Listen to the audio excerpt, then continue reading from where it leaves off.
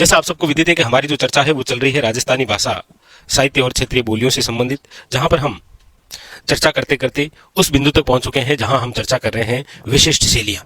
विशिष्ट शैलियों में जैसे हमने चर्चा जो की थी, जैसे राशों के बारे में हमने पढ़ा, ख्यात के बारे में हमने पढ़ा, वचनिका क्या होती है इसके बारे में हमारी चर्चा हुई, पर्ची क्या है ये भी हमने पढ़ा, प्रकाश के बारे में हमने पढ़ा, या जिसे आप ऐसे भी लिख सकते हैं प्रकाश, वेली क्या होती है, मतलब काफी सारे जो बिंदु थे उन सभी के बारे में हमारी इस प्रकार से जो चर्चा है वो हुई। जैसे मर्शिया क्या है, तो प्रमुख रूप से जो थे वो हमने विशिष्ट शैलियों के अंदर पढ़े।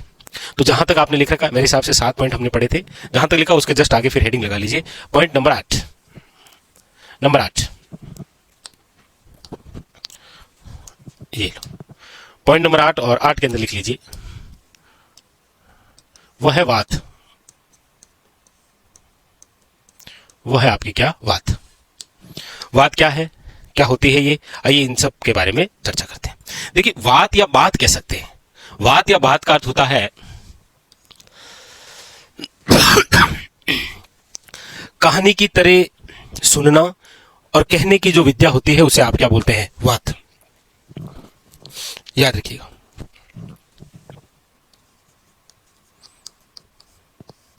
कहानी की तरह सुनाना या सुनना,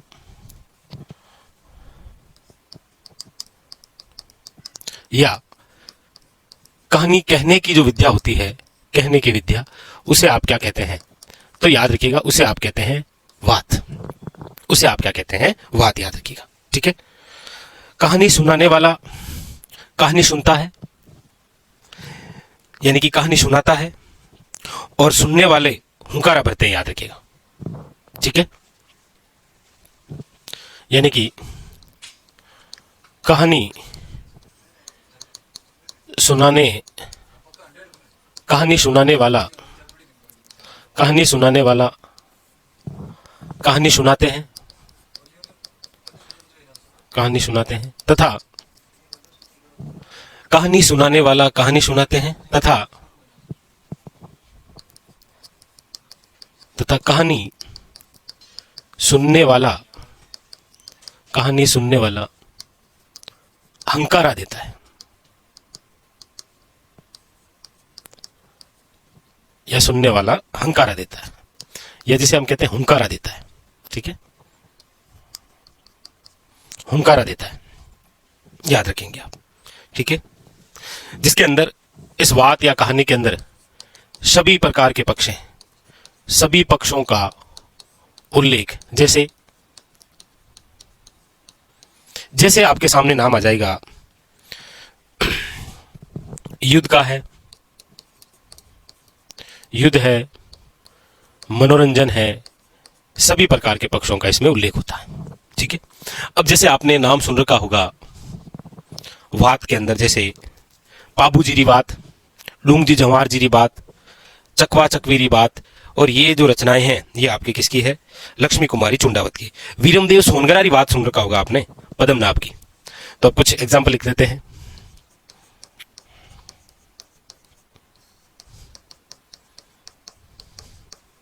वीरमदेव सोनगरारी बात, जिसके लेखक हैं पद्मनाभ, याद रखिएगा, ठीक है। और पाबूजीरी बात या चकवा चकवीरी बात, और इनके जो लेखक हैं वह है लक्ष्मी कुमारी चुंडावत।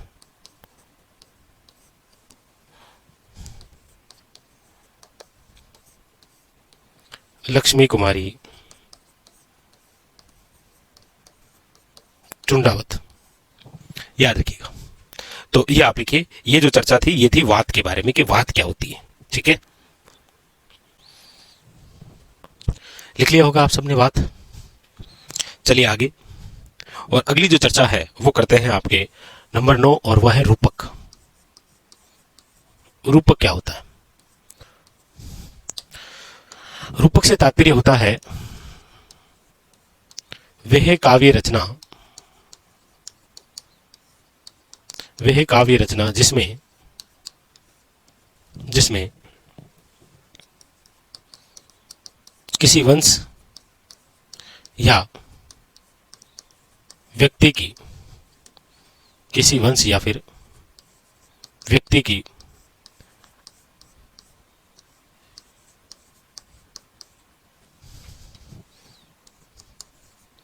उपलब्धियां दर्शाता हो, वे जो काव्य है वो है रूपक। जैसे आपने नाम सुन रखा होगा राज रूपक, जिसके लेखक है वीरभान। जैसे आपके सामने रचना है गज गुण रूपक, गज गुण रूपक केशवदास। तो ये जो है ये आपकी क्या होता है, याद रखिएगा, रूपक लिखिएगा, लिख लीजिए। चलिए आगे, अच्छा हो गया, चलिए आगे। फिर लिखिए नंबर 10, और नंबर 10 के अंदर आप लिखिएगा विगत। कौन सा पॉइंट है, नाम है विगत। विगत क्या होता है? देखिए, विगत से तात्पर्य है वह काव्य रचना, वह काव्य रचना जिसमें, वह काव्य रचना जिसमें किसी विषय का इतिहास परक वर्णन हो, वर्णन हो। जैसे किसी राजा या वंश का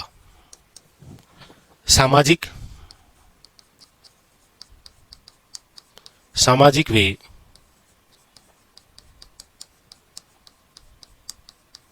राजनीतिक वर्णन,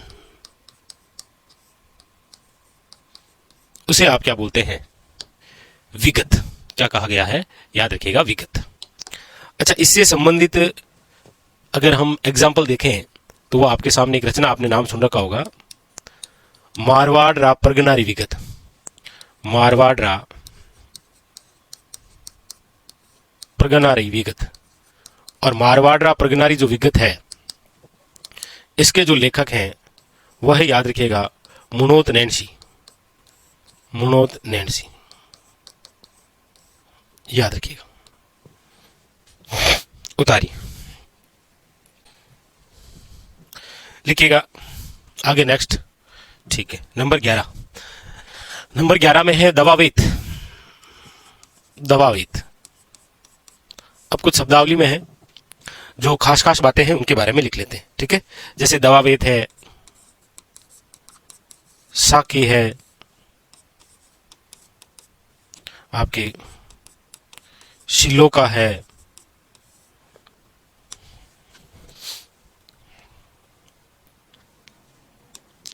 नंबर 14 जमाल है। ये जो कुछ बातें हैं इनके बारे में आपको पूछा जाता है। दवावेत, याद रखिएगा, ये भी एक वचनिका की तरह ही है। जैसे वचनिका क्या है संस्कृत भाषा में ना, वैसे उर्दू और फारसी भाषा के अंदर दवावेत होता है। उर्दू व फारसी में, इसके अंदर यदि कोई क्वेश्चन बढ़ सकता है थ्योरेटिकल, तो वो बनेगा आपके सामने कि किसी राजा के गुणगान, उसके वैभव और आखेट आदि का जो वर्णन है वो दवावेत में करते हैं। किसी, यानी कि आप लिखिएगा वह काव्य रचना, वह काव्य रचना जिसमें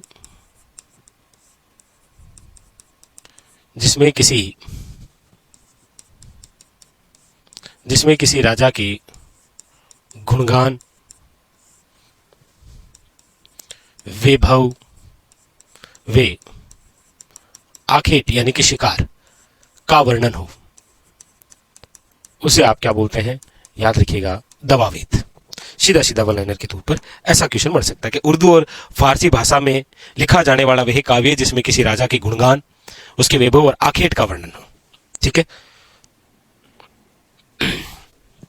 साखी का मतलब जैसे आप पढ़ते होंगे कि कबीर की साखी, दादू की साखी, यानी कि वह काव्य रचना जिसमें संत या फिर कवियों ने अपने अनुभव का वर्णन किया है, वो जो काव्य रचना होती है उसे क्या बोलते हैं? साखी।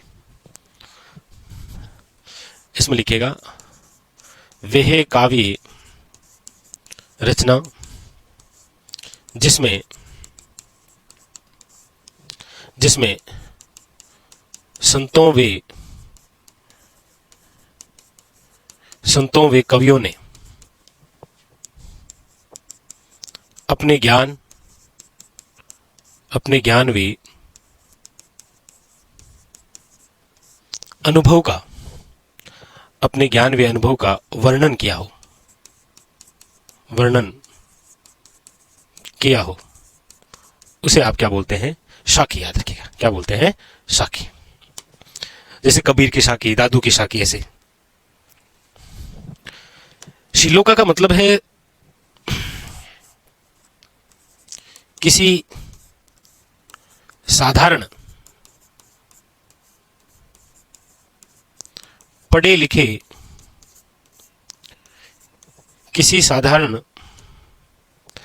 लिखे व्यक्ति द्वारा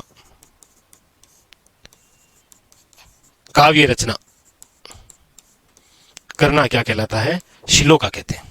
क्या कहते हैं? श्लोका। जमाल, याद रखिएगा, राजस्थानी काव्य का मात्रिक छंद है। राजस्थानी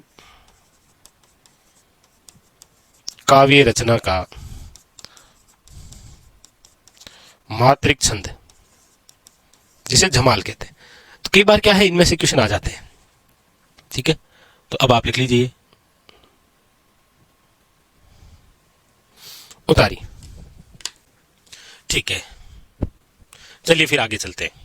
ठीक है, लीजिए।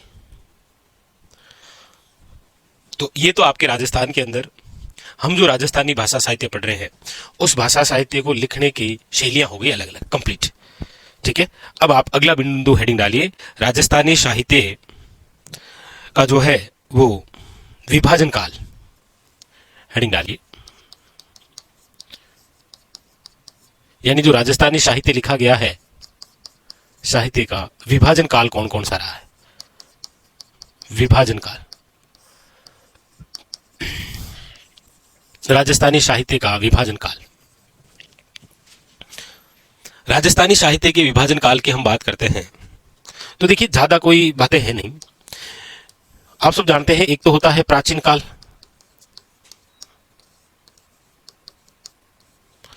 एक आ जाएगा आपके मध्यकाल, और एक आ जाएगा आपके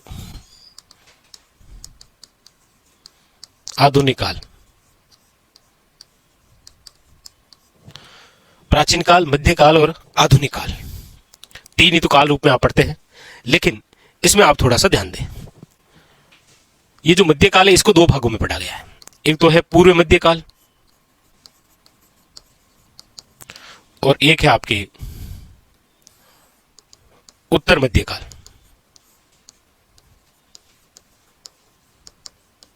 उत्तर मध्यकाल,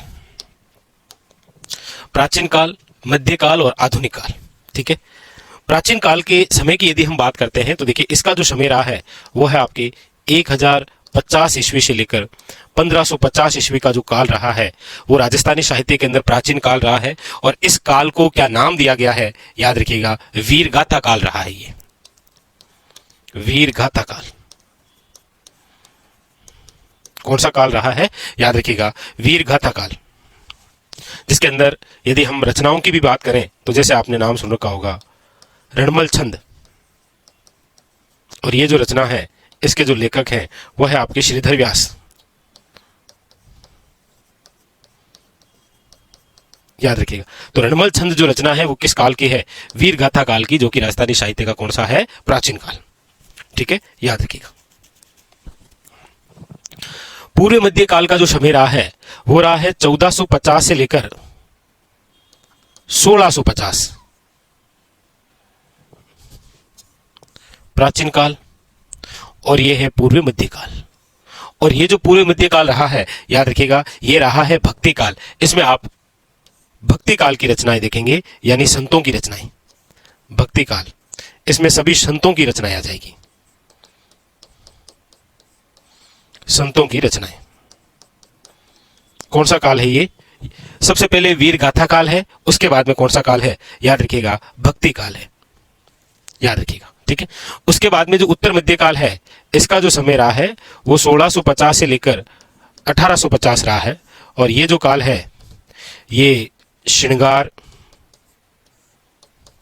रीति वे नीति प्रेरक काल रहा है, नीति प्रेरक काल। तो किसी एग्जाम में ये क्रम पूछा गया था कि निम्न में से राजस्थानी साहित्य का जो विभाजन काल है उसको सही क्रम में जमाइए। तो सबसे पहले वीर गाथा काल, फिर आपके सामने भक्ति काल, उसके बाद में है आपकी क्या, याद रखिएगा, श्रृंगार, रीति और नीति प्रेरक काल। और आधुनिक काल की बात करेंगे तो 1850 से लेकर आज तक। और इसमें आपको देखने को मिलेंगे विविध विषयों पर रचनाएं, विविध विषयों का काल। तो ये रहा है, ज्यादातर पूछा जाता है भक्ति काल, श्रृंगार, रीति व नीति प्रेरक काल और वीर गाथा काल। उतार लीजिए। इस प्रकार से राजस्थानी साहित्य चला है कि इससे लेकर यहां तक इनकी रचनाएं हुई है, इसमें लेकर भक्ति काल चला है, फिर श्रृंगार, रीति, इस प्रकार से, ठीक है।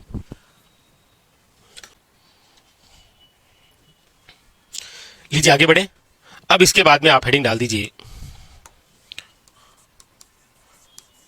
प्रमुख साहित्यकार वे रचनाएं। और यहां से आपको लगभग एग्जाम के अंदर कोई ना कोई कंसेप्ट, कोई ना कोई क्वेश्चन देखने को जरूर मिलता है प्रमुख साहित्यकार वे रचनाओं से। जैसे सबसे पहले हम जिस साहित्यकार की बात करते हैं वो, चलिए उन्हीं की चर्चा कर लेते हैं जो हमारे राजस्थान के राज्य कवि हैं। हेडिंग लगेगा सूर्यमल मिश्रण, सूर्यमल मिश्रण। देखिए ये जो सूर्यमल मिश्रण है, इनका जो जन्म है वो हुआ है आपके 1815 ईस्वी के अंदर, 1815 ईस्वी के अंदर। कहां पर हुआ है? तो याद रखिएगा, हरना गांव है बूंदी, हरना गांव बूंदी के अंदर इनका जन्म हुआ है। ये बूंदी के शासक जो राम सिंह है उनके दरबारी हुआ करते थे, याद रखिएगा, ठीक है।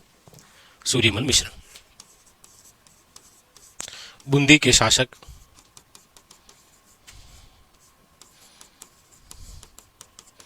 राम सिंह के दरबारी। हालांकि इनके जो पिता है वो भी इनके दरबारी थे। इनके जो पिता है उनका नाम था चंडीदान।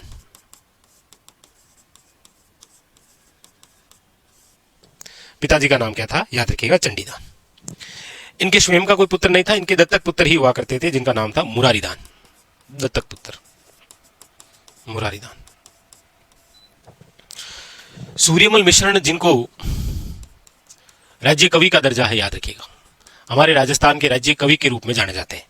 सूर्यमल मिश्रण वे साहित्यकार, वे कवि वे हैं जिन्होंने 1857 क्रांति को अपनी आंखों से देखा था। इसीलिए आप पढ़ते हैं 1857 क्रांति के जो प्रत्यक्ष दृष्टा इतिहासकार है, प्रत्यक्ष दृष्टा जो इतिहासकार है वो आपके कौन है? तो याद रखिएगा, सूर्यमल मिश्रण, ठीक है। सूर्यमल मिश्रण जो है, इनकी रचनाओं की यदि हम बात करें, लेकिन इनकी पहली रचना यदि कोई रही है तो वो रही है राम रंजाट। याद रखिएगा, क्या रही है? राम रंजाट। यानी कि जो क्वेश्चन बनेगा ना वो यहीं से बनेगा, इनकी प्रमुख रचनाओं से। तो इनकी प्रमुख रचनाएं लिख लेते हैं हम। जैसे नंबर 1 लिखिए, राम रंजाट,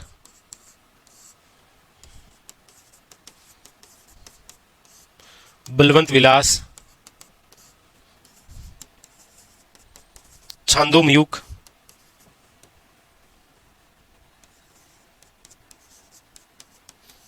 छांदोमयूख, नंबर 4 सती रासो। नंबर 5 वंश भास्कर। नंबर 6 वीर सतसई। तो क्वेश्चन जो बनता है वो इन्हीं में से आएगा आपके सामने, ठीक है। एक क्वेश्चन ये जरूर आता है, इनमें से कौन सी रचना है जिसको इनके दत्तक पुत्र ने पूरा किया था। याद रखिएगा, वंश भास्कर। शुरुआत सूर्यमल मिश्र ने पूर्ण किया था किसने? मुरारी दान, जो इनके क्या है? दत्तक पुत्र। एक रचना लिखिएगा, धातु रूपावली, बस धातु रूपावली उतार लीजिए। सूर्यमल मिश्रण की ये प्रमुख रूप से 7 रचनाएं उतारी।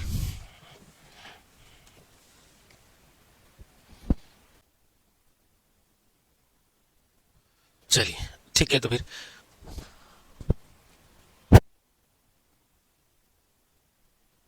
चलिए, मेरे हिसाब से आप सबने लिख लिया होगा कि हम पढ़ने जा रहे हैं प्रमुख साहित्यकार और रचनाएं किस प्रकार से पढ़ेंगे, तो आपके सामने। और देखिए, ज्यादातर जो क्वेश्चन बनेगा वो रचनाओं से ही बनेगा। तो अभी तक हमने सूर्यमल मिश्रण को पढ़ा है।